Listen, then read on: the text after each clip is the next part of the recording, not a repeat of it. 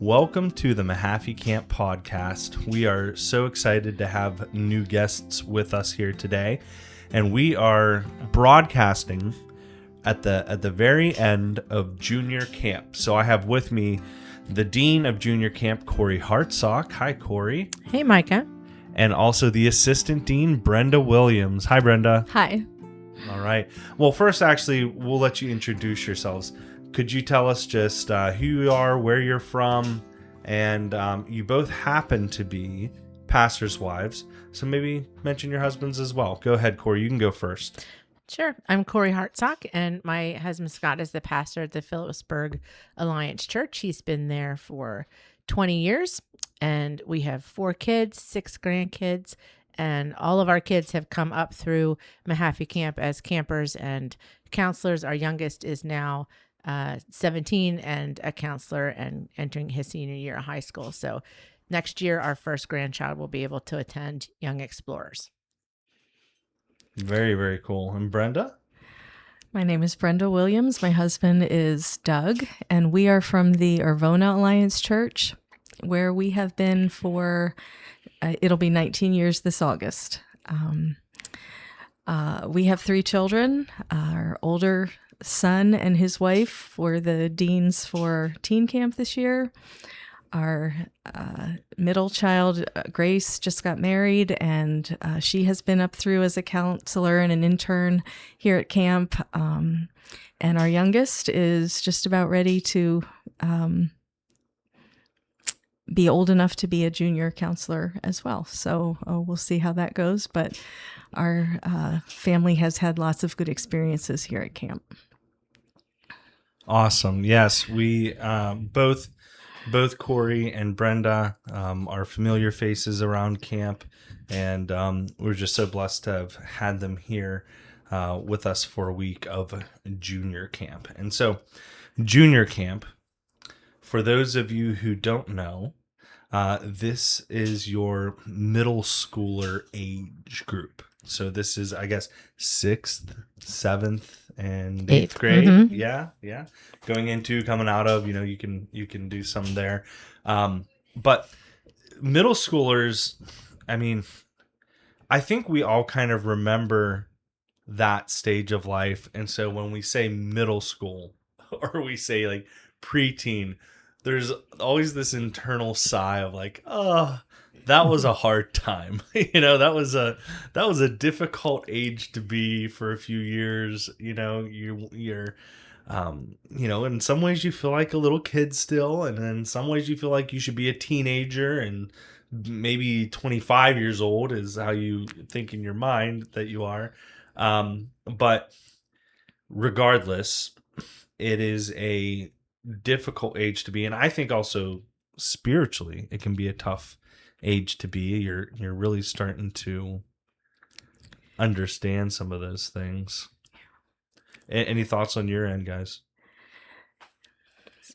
Yeah, I think we talked a lot this week about how, they're just coming into their personalities kind of and trying to determine who they are and find their people in their comfort zone. And it's sometimes hard to read them, sometimes hard to support them, or know where they are exactly, or how to entertain them even. You get a lot of stoic looks. Yeah, but they're very hard to impress. So when you do, you feel like you have this big triumph, when you've connected with one of them, and each one is different. Sometimes they want to hug, sometimes they don't. Sometimes they think you're cool, sometimes they think you're a complete dork. So each one is different, and you just kind of have to navigate your way through that and do the best you can to give them what they need. Yeah. And we had a packed week. From my perspective, and I was sick. I guess that must have been Monday or Tuesday. I was sick, and so I was in bed for a big part of the day. I grabbed a shower and tried to drag myself to lunch, and then I just dragged myself straight back to bed because I was not feeling good. But I was just amazed at how fast this week went. It just seemed like there was always something to do. You guys were doing all kinds of really cool activities. You did skits in a bag where, the campers had all of their items in there. And were there any just, favorite parts of the week for you guys that came up? Any highlights? Well, we've been planning for months and praying for these kids months leading up to camp. So we had done our best to prepare lots of things for them to do so that there wasn't much time, to sit around. We developed a photo scavenger hunt around camp where they could go find sort of like geocache boxes. They had a packet of pictures of close-up pictures of things around camp, and they had to figure out where those were. And then in that general vicinity of that picture would be a little lockbox. Inside the lockbox was a sticker, and they would put it on their photo. So they had 18 photos to find around camp. We had one hardcore Supreme counselor who was done within 24 hours, and we really tried to make those hard to do. Yeah. So it's just something else for them to do during free time where they wouldn't have a whole lot of time to sit around. But I think creating those things was fun for us and fun for them as well. So we did lots of different activities. But in highlights, I mean, it's got to be that last evening service was definitely a highlight for me when it all comes together. When the worship team plays, and the worship team, absolutely stellar. I mean, I talked with them last week a little bit, just, and maybe it was at the end of teen camp. I talked to them and asked if they would be willing to, if they were going to be here junior camp and if they would be willing to play. Absolutely, yes, they said. So they took it upon themselves to practice and get the PowerPoints ready. And they were just excellent. And so they really added a lot to that service last night too. And the interesting thing about that worship team is they were the result of us not being able to book a worship team. Right. So, yeah, right. So normally we get a group from outside and, we book them. And if we get a place for them to stay and they come in and they lead worship and we were just, some of our options weren't lining up, and it's a hard thing to do to get people to give up an entire week to come and, just to lead worship. If that's all they're doing, is just those 2 services a day. So unless it's someone who lives locally, it can be hard. But in this case, we were getting like right up to teen camp. Like teen camp was about to start, and Mandy just kind of said to the core counselors, a couple of the ones that she knew were musicians, she's like, "Hey, will you guys do this? Like literally, you're it. Like you're right. up." The fact that they're doing double duty is just really impressive because the job as a counselor itself is intense enough, but then add to that, you need to find some time to rehearse and to come together as a team. And we were just very impressed with them and how they could handle that. Yeah. And just the way the Lord brought it all together, because as we were planning our part, there really wasn't anything we could do about the music.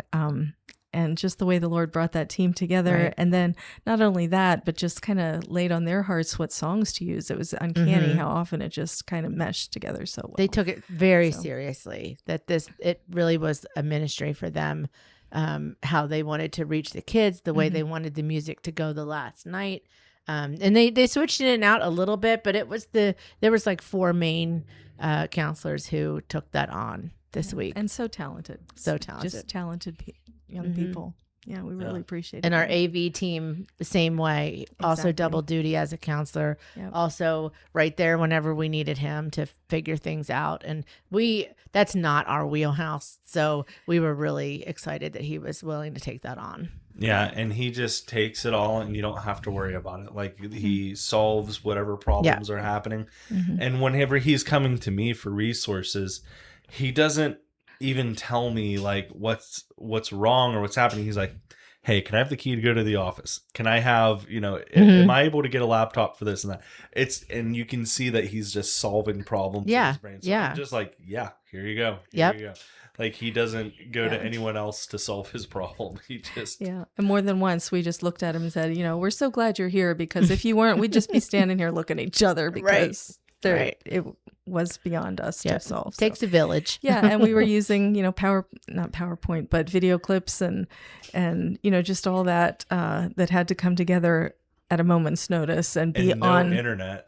and Hot spots. Oh yeah. yes. We're at Oh camp. yeah. Yeah. And then So- we still had DVDs for like our movie night and our video clips, so we had to kind of work with all that. But he was very great. gracious about it and figured it out.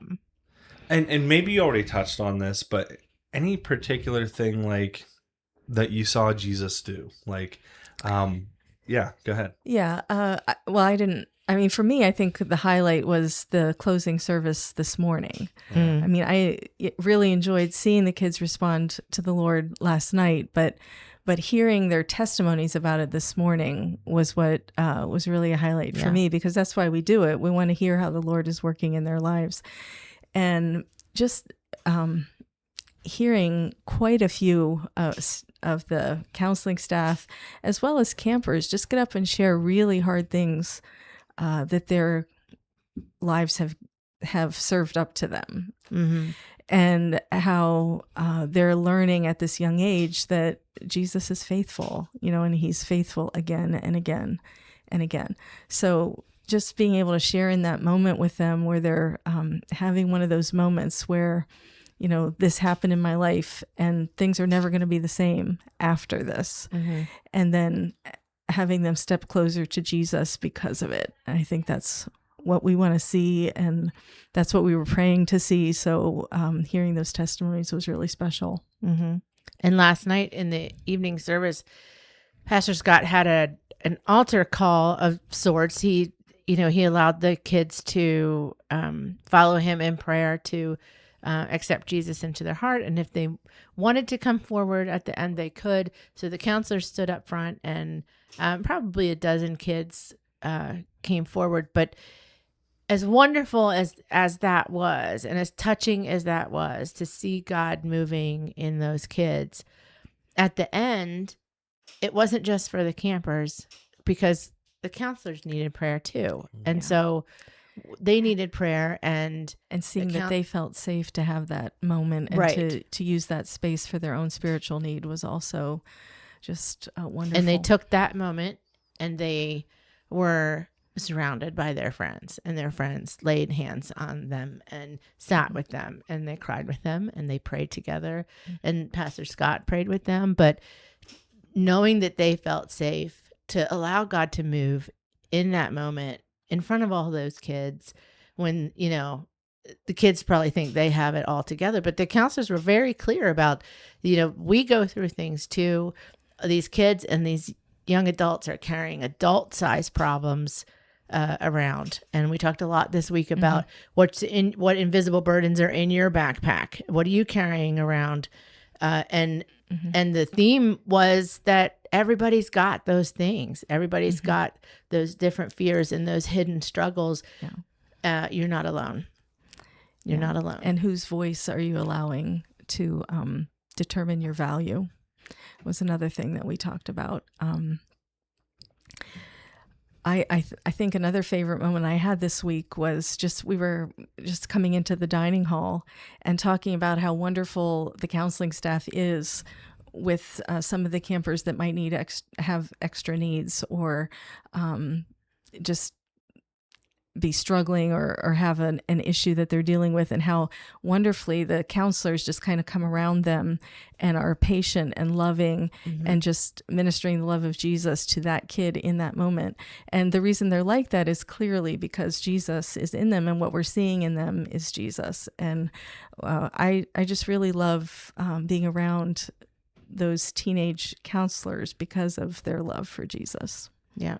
And they're not afraid to share it with the kids around them or their friends. And they wanted the kids to know that they were not alone, that they have struggles too.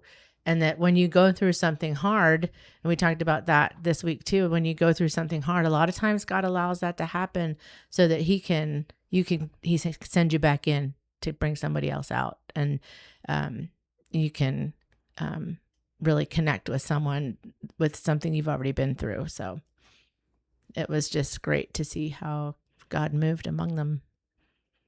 Absolutely. Yeah, this crop of counselors is really solid. I mean, I'm really impressed by them all summer. Since counselor training, I've been impressed by them and how they've reacted to things. I know one kind of cool thing that I noticed this morning after Mandy and I kind of gave a little bit of a pitch for counseling. One of the guy counselors texted me like a whole list. It was like, I don't know, 8 or 10 boys that were like wanted to be junior counselors next year. And I'm like, I'm praying because like that is always the hardest thing to do is to get the guy counselors, and that's what we need to do is we have to have a good, strong junior counselor class that comes in, because every single one of your your those all-star core counselor that you end up with, you track it back to when they started as a junior counselor. They all had that first summer that they gave it a try, and they followed around a 18-year-old and and got the vision for it all. So maybe one of those 8, maybe a couple of those 8, maybe all of them will one day be on Mahaffey Camp core staff. That would be pretty cool. So we started each service with just a quick give me something good, and they would raise their hand. They always wanted to share something good that had happened that day. And besides the food, which always came up as something that was excellent, they loved the food this week. So shout out to the kitchen staff. A couple of them today said, when I said, give us something good, they said, I'm going to be a junior counselor next year. It's just so cute and so sweet. And they just love it. And God's moving. God moved this week, and that's what it's all about. That's what it is. What it makes it all worth it. Yeah. Whatever we go through to do this is just so little compared to the honor of being a part of Jesus doing the things he did. It's like, we work hard and we go through things and, this and that, but man, oh man, to be used by God and to see kids come to Jesus and to pray with kids and to be there for it and to hear the stories, like, hey, totally worth, having to grind out paying that, dumpster bill or whatever I'm here late doing it. So I'm sure you guys feel the same way. Camping ministry.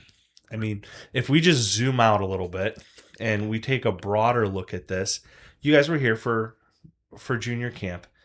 That's not all you're here at Mahaffey Camp for. Both of you are chronic, habitual Mahaffey campers. You're here all the time. I can't get you out of here. You're here 3, 4, 5 weeks out of the summer. Corie, you're a cottage owner. So you're here even when nothing's happening to fix the sewage in your toilet, your good times. Your sewage system. I'm sure she's glad you mentioned that. Yeah. It's fixed. It's fixed. It's fixed now. Yeah. And why make the investment of time and of money and resources? You can't fix your plumbing for free around here. You have to maintain and continue investing in your dwelling. And like, why is this so important to you guys? Because honestly, there are a lot of ways you could have spent the energy that you spent at Mahaffey Camp this summer. There's other camps. I'm sure you guys have your own VBS and church programming. You're both pastors' wives. Why camp? What is the reason that it's valuable for you? And go ahead, both of you. I want to hear from. I know growing up as a pastor's daughter, camp meeting was always a part of my life. So youth camps were part of my life, and I can point back to those experiences in my own life where spiritual milestones were made at camp. In camp meeting services, I gave my heart to the Lord. I rededicated my life, prayed for the filling of the Holy Spirit. just brought issues to the Lord, prayed for healing. All of those kinds of things have happened in my life because of camps like this one, and specifically here at Mojave Camp, I've had those experiences.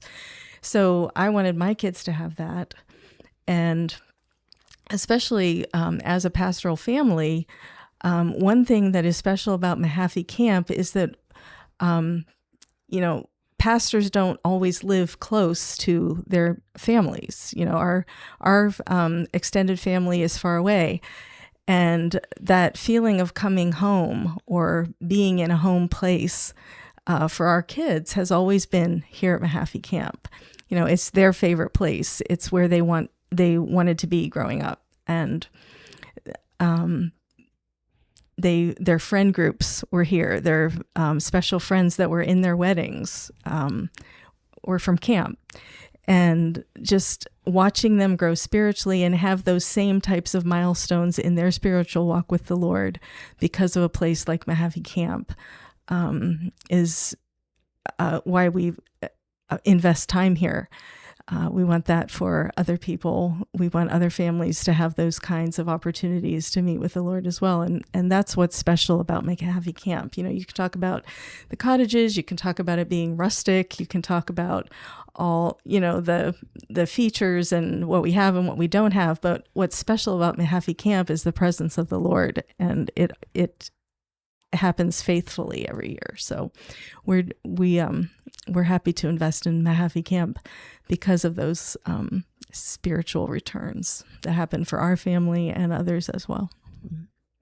I agree. And my kids had a lot to do with it in that when they started coming to camp, they fell in love with it. And then we fell in love with it even more. It's, you come and you work a lot, it's not really vacation. You come and you work, but that it's for the greater purpose. And because it's really, our kids were kind of the avenue of, I didn't know anything about Mojave Camp. My first time coming, Scott and I were still engaged. We had 2 little tin can campers over here. We had our girls with me in one and the boys with Scott in the other. And that was my first introduction to it. And I said, what? It was just, so this is how this works, My first introduction was as a 2-month newlywed, and we got to sleep in dorm 4. So that was that's romantic. Trial by fire there, I think. But it is definitely the mindset of coming together with our friends and other people in ministry who love each other and they just want to further the kingdom. And we're so grateful to be a part of it. And I'm grateful that God has designed my own work schedule and, to allow me to be able to be here to serve in this way. So it's really not about me. It's more about what, God has for the people who are here. And we're just vessels to help.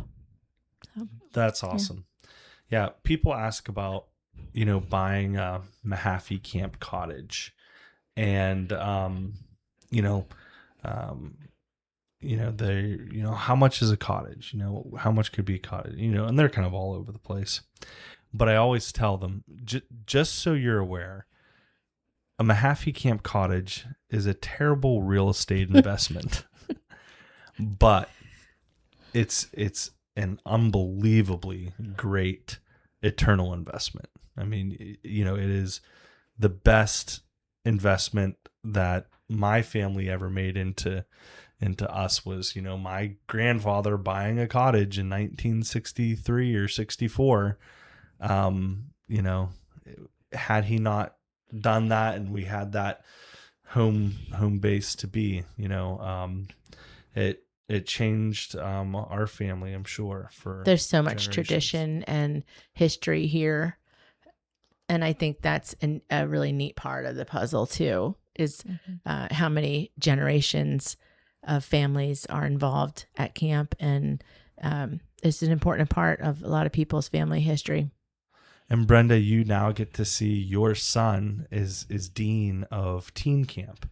So it's a full circle moment for you. Sure. Is to see that happen. And, you know, and I get to come and help sometimes while he's ministering. So just watching him and his wife just flourish and use their gifts in ministry like that is a real blessing to me. And it comes from that, you know, how many years ago staying in dorm 4, Right. like you didn't envision Right. this, you know what I mean? Right. We were talking with the cottage owner earlier today, and I said, well, we're a long line of dorm dwellers. Yeah. Right. We're the real ones. We came up. That's right. We're the real ones. That's right. Yeah. I love it. It's great.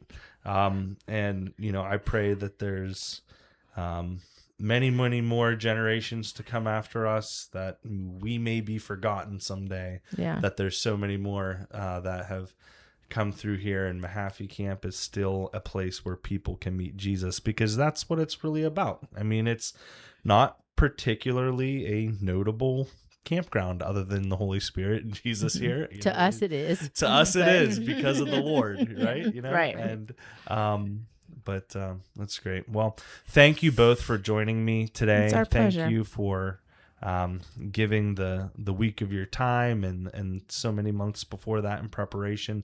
It was an awesome week of camp. It was really fun. It was just a great time and a great thing to watch. And this coming week, we're going to be getting ready for Young Explorers Camp. So How many of those do you have?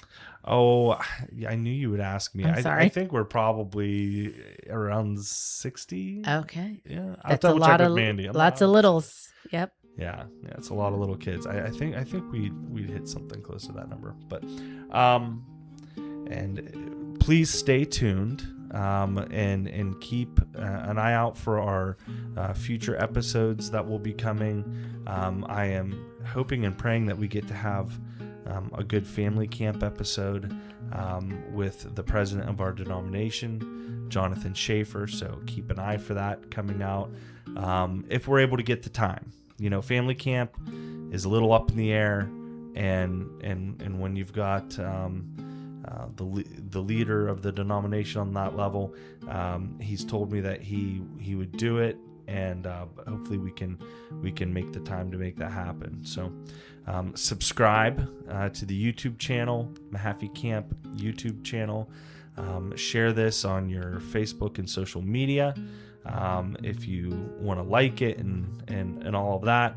It'll just get our ministry and get our purpose out there a little bit further. But other than that, thank you for joining us, and we will see you next time on the Mahaffey Camp Podcast.